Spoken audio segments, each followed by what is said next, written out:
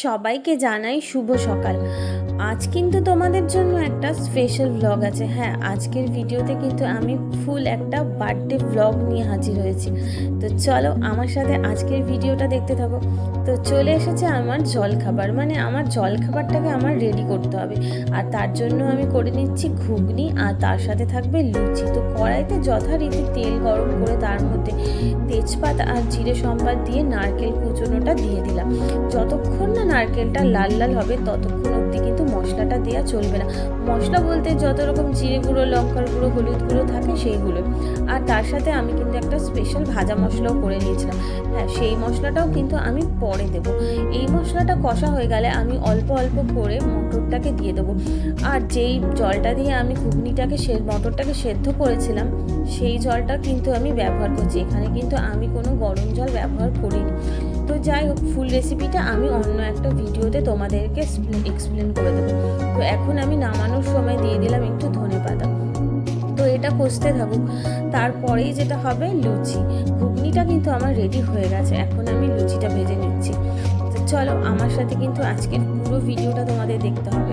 আরে তো যার কথা বলছিলাম, যার বার্থডে আজকে কিন্তু এনার বার্থডে। আর ইনি হচ্ছে আমাদের বাড়ির বড় ছেলে, মানে আর এই হচ্ছে আমাদের বাড়ির বড় জা। আর যাই হোক, আজকে কিন্তু আমার ছুটি, মানে সকালে জলখাবার করার পর আমার আর কোনো কাজ নেই। আমি ঘোরাফেরার মধ্যেই থাকবো আর সবার ছবি তুলে বেড়াবো। আর এখানে দেখো বড় বউ কী করছে, রান্না বান্না করছে। যাই হোক, আজকে দিদিরা রান্না বান্না করছে আর আমি আজকে খেতে দেওয়া। আরে এখানে কি হচ্ছে, গার্লফ্রেন্ড নাকি? এই বয়সে গার্লফ্রেন্ড তো থাকতেই পারে, সেখানেও বলার কিছু নেই। তারপরেই চলে আসলো কিন্তু মার পালা। মাও ঢুকে গেছে রান্না করে। আরে মা কি করছো? ও মা কিন্তু এখানে আলু ভাজছে। যাই হোক, মাকে আমি জিজ্ঞেস করছিলাম যে কিভাবে কি করছে। তো যাই হোক, দেখছো এখানে কড়াইতে করছে আলু, আর একটা কড়াইতে করছে পনির ভাজা। তো যাই হোক, দিদিকে দেওয়া হয়েছে ভাত মেশানোর দায়িত্ব। ওরা ওদের কাজগুলো যথারীতি ঠিকঠাকভাবেই কিন্তু পালন করছে। আর এখানে একটু ভাত মেশানোটা একটু ঝামেলাই মনে হয়, কারণ অনেকটা বেশি পরিমাণ চাল ছিল। আর ছোটোবেলায় এই গঙ্গা ফড়িংয়ের কথা কার কার মনে আছে বলো তো? ছোটোবেলায় কিন্তু আমরা মাঠে ঘাটে গেলে এই ফড়িং ধরে বেড়াতাম। আর মা তার ফাঁকে পায়েসটাও রেডি করে ফেললো। যাই হোক, আমার কিন্তু আজকে রান্নাঘরে খুব একটা উকি দিতে হয়নি। সব কাজবাজগুলো মা আর দিদি মিলেই করছিল। আমি কিন্তু ফড়িংটা ধরতে গেছিলাম। আর এখানে তোমাদের কি মনে হচ্ছে দুধটা কি পড়ে গেল? না না, দুধটা কিন্তু পড়ে যায়নি, আমি বাঁচিয়ে নিয়েছিলাম আসলে।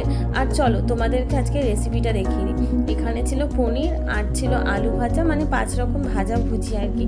আর যেটা ছিল রাইস, তোমরা তো সেটা দেখেছোই। আর সব থেকে বড় কথা কি জানো তো, রান্না বান্না যত সিম্পল হবে না ততই ভালো, কারণ অনেক বেশি আইটেম হলে সেটা খাওয়া দাওয়া খুব কষ্টকর ব্যাপার।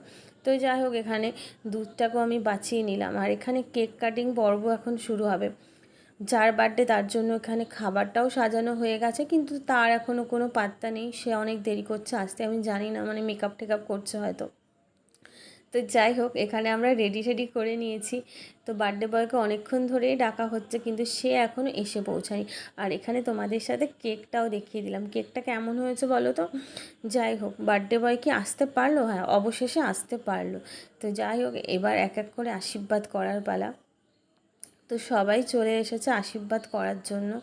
তো এখানে শুধু মার আর বাবার আশীর্বাদী ফটোটাই আমি তুলেছি, আর কিন্তু খুব একটা ভিডিওটাকে আর বড় করতে চাইছি না। আর ভাইরাও একটু পায়েস খাইয়ে দিচ্ছে।